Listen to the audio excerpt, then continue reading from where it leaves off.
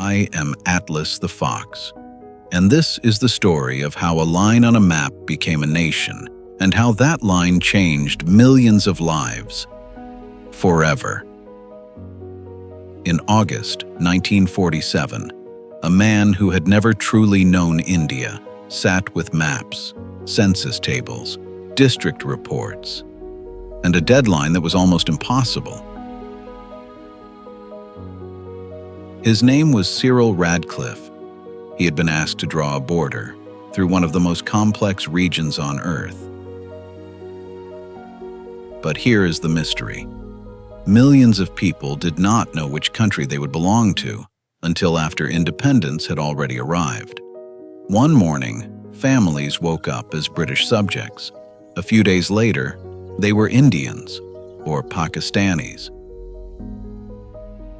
Some became refugees, some became targets.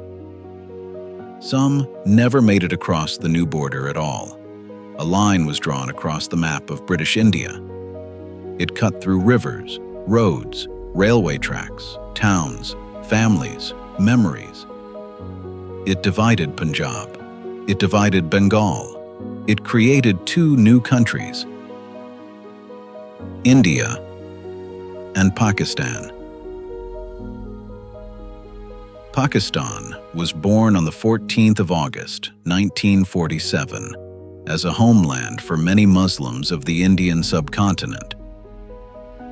India became independent one day later, on the 15th of August, 1947. But independence did not arrive like a clean sunrise. It came with smoke, fear, refugee trains, abandoned homes, and people walking for days. Around 15 million people were displaced during partition. Around 1 million people were killed. So the birth of Pakistan begins with a question. How did a dream of freedom turn into one of the largest and most violent migrations in modern history? To answer that, we cannot begin in 1947. We have to go back much earlier.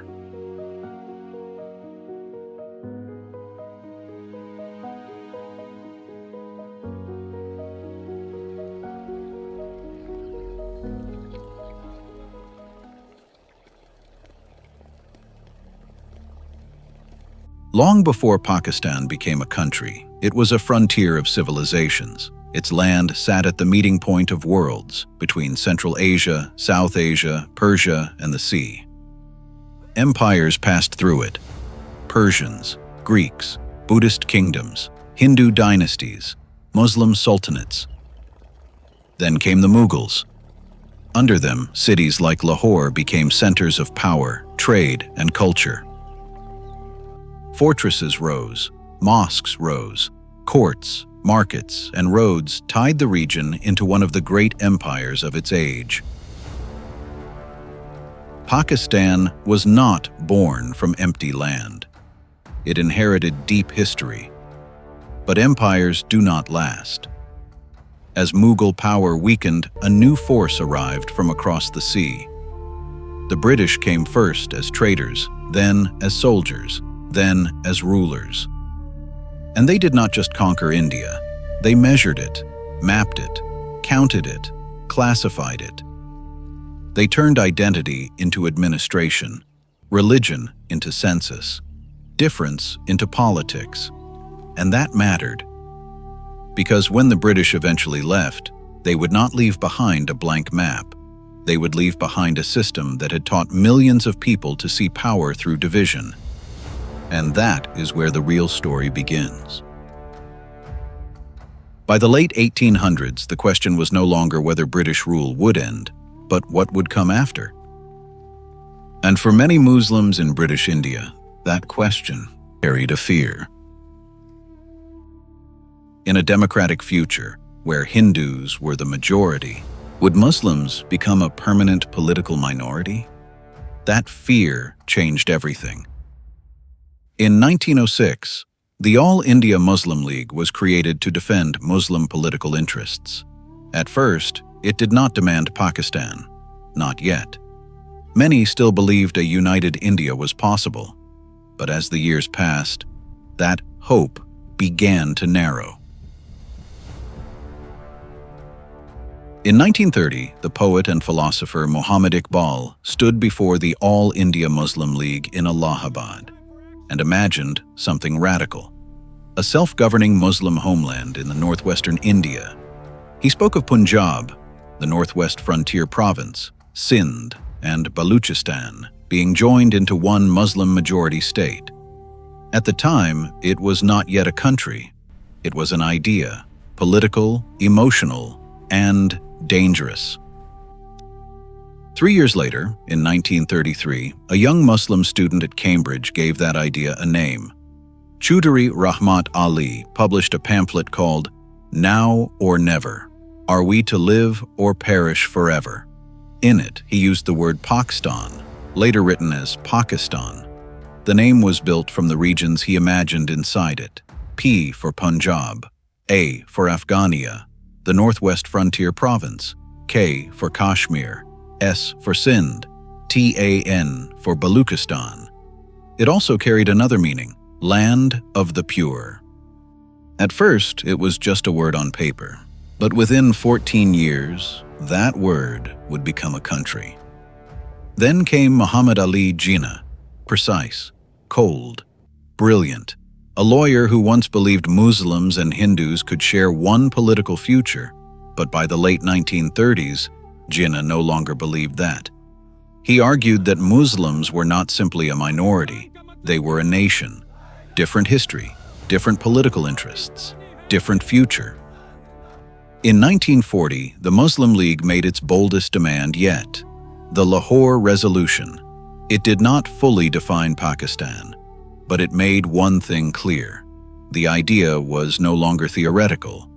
Now it was political. And once an idea becomes political, it begins to demand a border.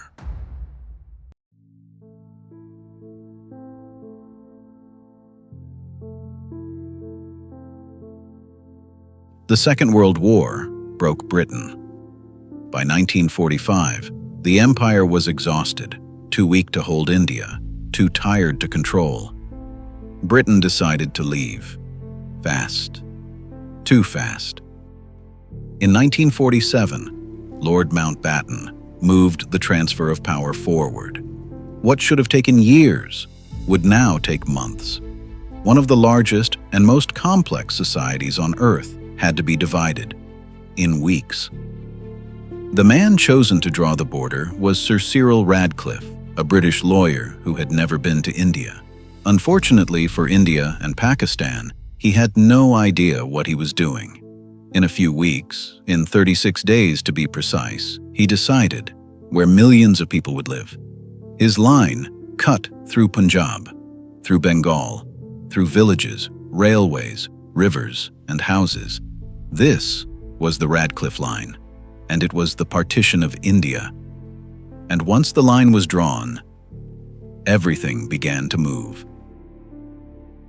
Pakistan was created with two disconnected wings: West Pakistan in the northwest of the subcontinent, and East Pakistan, far away in Bengal. Between them, there was India and over 1,000 miles of land. West Pakistan included Punjab, Sindh, and Balochistan. It was a frontier region, with some of the most fertile land in South Asia. East Pakistan lay far away in Bengal.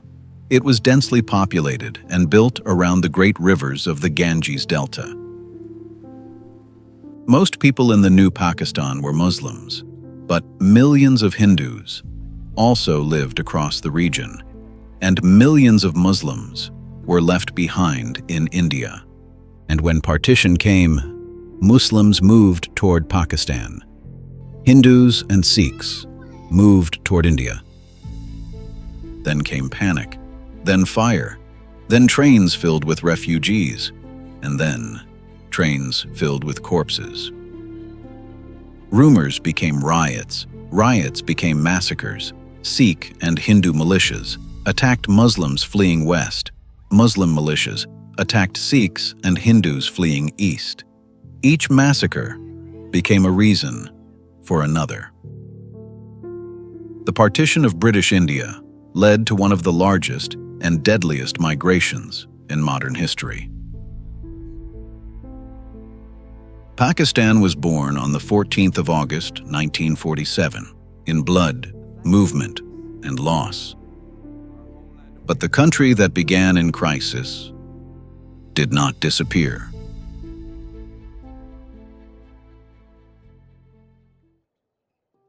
Today, Pakistan has around 250 million people, making it one of the largest countries in the world.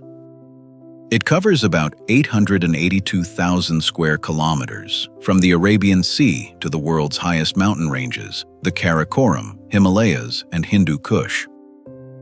Pakistan is home to 5 of the world's 14 highest mountain peaks that rise over 8,000 meters above sea level, including K2 and Nanga Parbat.